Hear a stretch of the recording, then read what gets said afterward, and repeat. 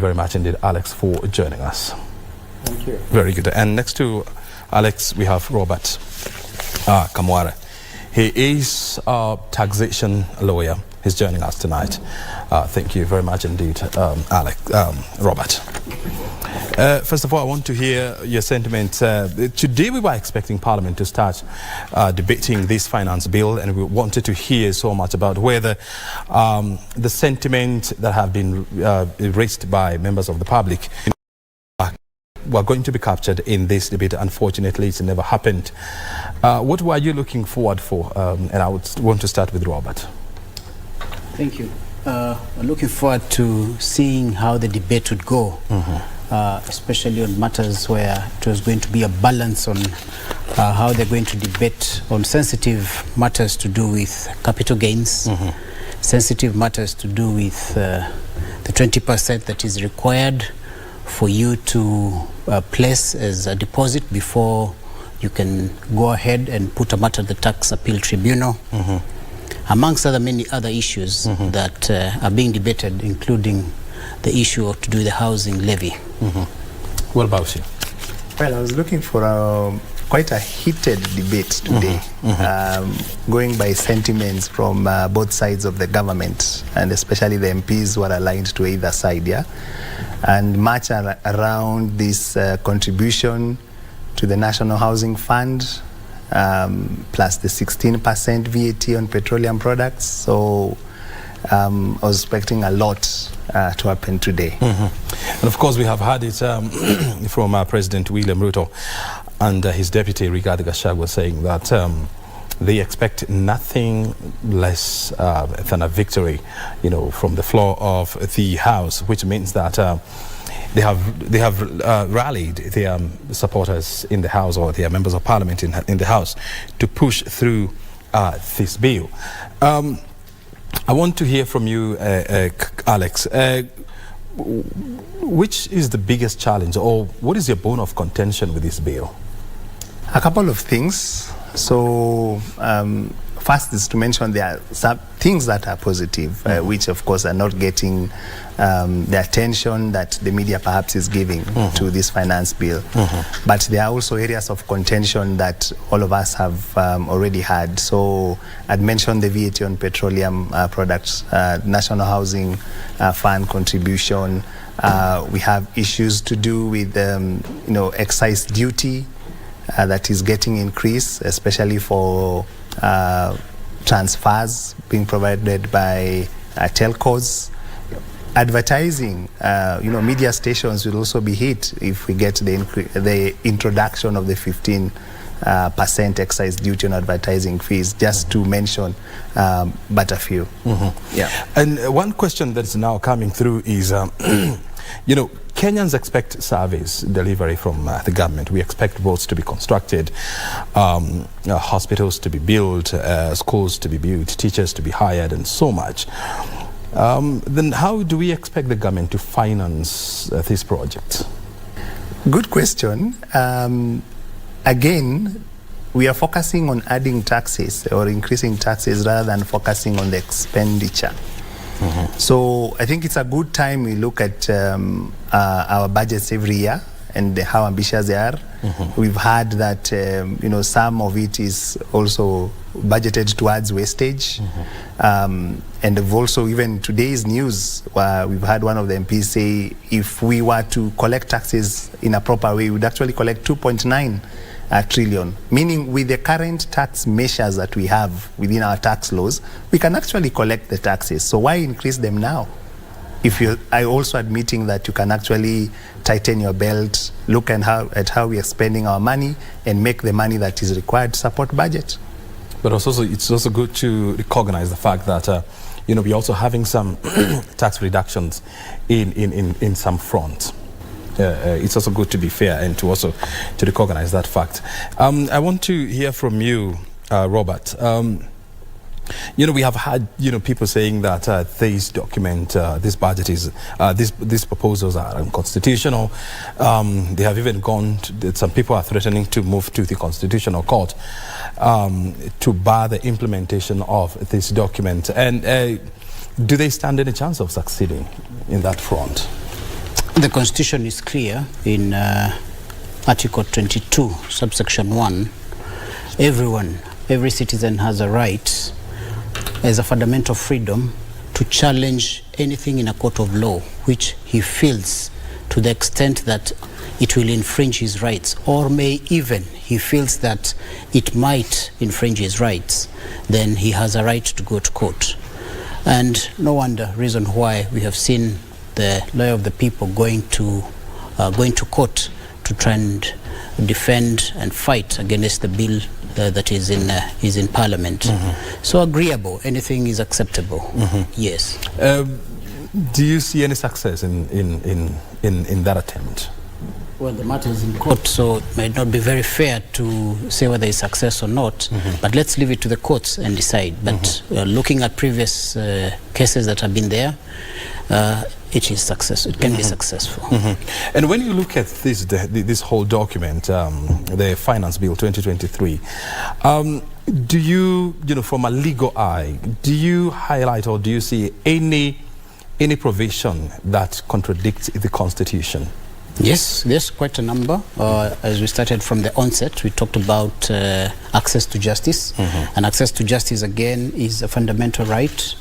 And when the tax bill puts a restriction to 20% as a deposit that you have to put, and that is only on one side, the taxpayer. The commissioner on this other side, the taxman is not asked to put down his commission or to put down his contribution or his 20%, then access to justice becomes difficult. A simple thing, mm-hmm. if you want to put, if you have a claim against somebody on an unpaid bill, and you have to go to court to the extent of a tune of about 1 million shillings, most of the court fees would amount not more than 71,000 shillings. Ideally. Mm-hmm. But if you are to now have a tax liability, we're demonizing the tax liabilities because you're putting it to the tune of 20%, so you have to pay 200,000 shillings. Mm-hmm. Expand it further, if it was 1 billion shillings, how unfortunate it would be for you to access justice. Mm-hmm. So quite a number of sections of the constitutions are being infringed. However, there are canons of taxation that the tax bill needs to observe. It has observed to some extent things on equity, things on the economic, it should be economical, there's certainty, and other things like convenience. So these are some of the things that the Constitution should also borrow from, the bill should borrow from mm-hmm. when coming up with the bill. Mm-hmm. And of course, those are some of the issues that we should be looking forward to in Parliament to see whether they are going to be captured. If you're just joining us, you're watching this conversation around the Finance Bill 2023. It was supposed to be debated in Parliament today. Unfortunately, it never happened, and so we're looking forward for this debate on Tuesday next week, and so we'll be able to see what is likely to change out of this bill. We want to take a break, and thereafter we'll be back with more conversation. Stay right here.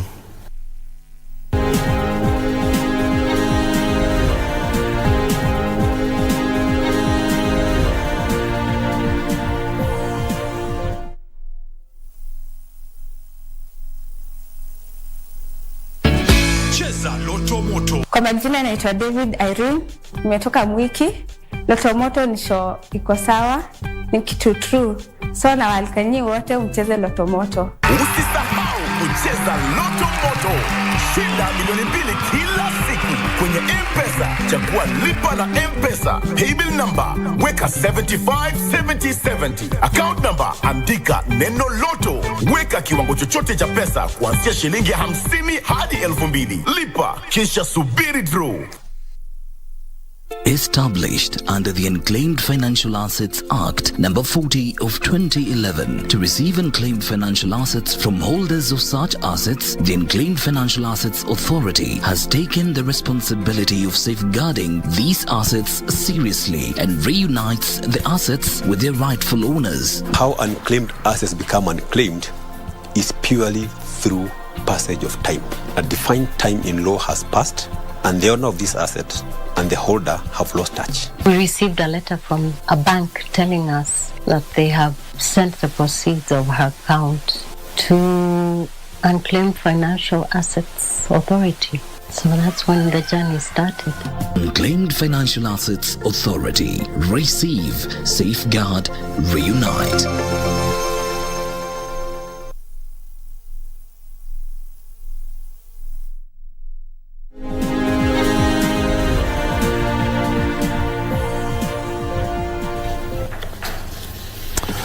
Welcome back. You're watching us live from Broadcasting House. We continue our conversation on the proposed Finance Bill 2023 in the company of Alex Kanyi. He is a partner with Cliff Decker Hoffmeyer, if you like it, CDH, and Robert Kamwara, who is a taxation lawyer working with Kamwara Law and Company Advocates. We continue to look at the pros and cons of the Finance Bill. Before we went for the break, I had asked you about whether this bill, contravenes any constitutional provision, and you highlighted some of them, Robert. But I want to bring Alex into this conversation. You see, the bill also proposes to change the taxable band from the current 1 million to 50 million shillings to 500 to 15 million shillings for business entities. We know the government has been very keen to help the small, medium enterprises to grow and, of course, to access more funding. What is this provision likely to do to SMEs? I guess this is also another provision which is a little bit not welcome, because I was speaking to someone yesterday who sells their shoes at the Kamkunji market. And this particular lady was telling me that they are struggling to meet their daily sales, which should be enough to cater for their needs. Basically, business has gone down. So it is at that point that the government is also increasing the turnover tax from 1% to 3%, and also lowering the threshold for turnover tax from 1 million to 500,000 shillings. Yeah. So I think it will be quite expensive to then do business, especially for the guys who the government is saying they want to promote, the hustlers and guys in the low income bracket. My proposal would have been perhaps they retain the same 1% and also retain the threshold to start from 1 million, at least to give these people some time to adjust. But just to give it some context, in 2020, we had the Tax Amendment Act, which then brought down the 3% to 1% for turnover tax. So it was just before COVID. So it was introduced by the government actually to cushion these small and medium traders from the tax. So this is a time they are reintroducing it, but the question is, have those businesses recovered? Are we in a better place post-COVID? The analysts will say we are not in a better place post-COVID because we are still trying to kind of adjust to the shocks, others that have come after COVID. For example, Russia, Ukraine, disrupted supply chains, etc. Yeah. But we also agree to the fact that you still have so many medium and small companies that are without the tax band, but yet they're still making a lot of money, they're still making profit. And so how do you tap them? And this is one of the avenues of expanding the tax base. Good thing, and I think the government is trying to do it in terms of collecting information from, if I want to get to know who I'm not taxing, say in the Gikomba market, I'm able to go to every stall, get to know who is trading, are they tax registered, and if they're not tax registered, ask why, bring the hard questions, and then try to bring them to the net. But connected to it is the government facilities that it can offer. For example, this person will want water, will want electricity.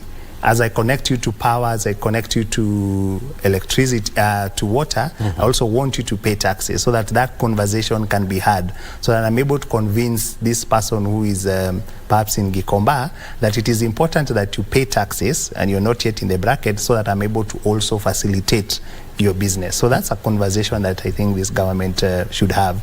But it is a hard to tax sector, not just in Kenya, all over the world. and people are struggling to actually tax this particular sector. I want to hear you, Kamwara. I mean, when you look at, you know, the MSMEs in this country, what you're talking about, you know, they employ about 90% of the country's workforce, and their contribution to the economy is about 25% of our GDP. But majority of them, they are excluded from the tax bracket. And so when you have such a significant portion of the economy being left out of the tax bracket, then aren't you working detrimentally to economic principles? I agree, and that's why we started by talking about the canon of equity. The canon of equity does not say that we should all pay the same amount of tax. What it says, the richer, or those who have a higher income, pay more tax than these others. So it can be made realistic, and it can be fairly done in a way that can ensure that the tax base is widened. And as it is, the government is trying through the finance bill that has been put forward. The legislators are supposed to debate and see how the tax net can be widened. That way, then, it will even make it easier for those who are in the higher tax bracket to pay less. And you can see the most important thing is how the collection is done. There is the introduction of the electronic system, the way cash will be collected, the way the tax will be collected. That is another contentious issue that has come about. And if it is properly implemented in such a way that it is made easy for taxpayers, even those who are in Gikomba market, to submit their returns and make their taxes payable, then it will be economical for all to pay their taxes. And the poor, so-called, or the smaller institutions and smaller companies will not feel overstretched when it comes to taxation. And see, the riddle has always been, I mean, in a country where you have more than 22 million voters, and then you have about 2.5 million taxpayers, that is completely unfair. And so what then other tricks are you supposed to use, or is the government supposed to use, to bring this number to maybe around 10 million? Because if we were to grow this number, you can be guaranteed that even our borrowing habits would definitely drop. Alex? Yeah, certainly. But like I said, this is quite a hard to tax sector if you don't have data of who is trading where. But government has a lot of data, as it were, today. We had a program for Huduma cards. We had program, we had the census. Government has various agencies, not just KRA. You have, guys from NIS. You have guys in the water companies and the power companies. There's a lot of information that can be harnessed by the government to then connect the dots to say, how come, for example, we have this data that you're paying school fees for your child in this high-end school, yet we don't see any taxes? How comes we have data that you're paying this much in terms of power bills, meaning you're actually consuming a lot of it, but you don't pay taxes? How comes you, within even KRA and NTSA, you drive this huge car, it's registered in your name, but when we look at the data from a tax side, we don't see you. So I think it's just a matter of harnessing the information that the government already has to connect the dots, ensure that everyone is paying their fair share of taxes. But you also have a situation whereby analysts also say that one of the challenges that we are facing as a country is tax avoidance as opposed to tax evasion. Do you agree with them? And then how do you deal with this malady? In itself, tax avoidance is not an offense, so to speak. As it is, you would say tax evading, because tax evading is where you literally run away from paying tax. But when you have smart skills of managing your taxes, that way then it encourages businesses to ensure that they can be able to pay less tax or pay friendly tax. Let me just make it practical. An institution or a company that decides to go and invest out of town in the counties, counties that have been recognized by KRA as allowable sections, out of town sections, then you pay taxes at you're given refunds to the tune of 150% on your capital deductions. That's a way of ensuring that you do some tax savings. And small institutions can try and harness their businesses and try and reach out of the Nairobi counties so that they can be able to save on taxes. So tax avoidance measures can also be taken to ensure that we that we are encouraged to pay more taxes and come into the tax net, because the main thing is widening the tax base. Very good. Well, my producer is telling me that we need to wind up this conversation, but I want to give you, Alex, 30 seconds to tell us. So, after Tuesday, what happens next? Because we know the budget presentation will be done on Thursday next week. Well, after Tuesday, expect, of course, certain provisions to come to force from the 1st of July, depending on how the House votes on this particular bill. We've done some analysis before as a firm to just check some of the things that are introduced on the floor of the House. So we should check out for some of the things that could be introduced on the floor of the House.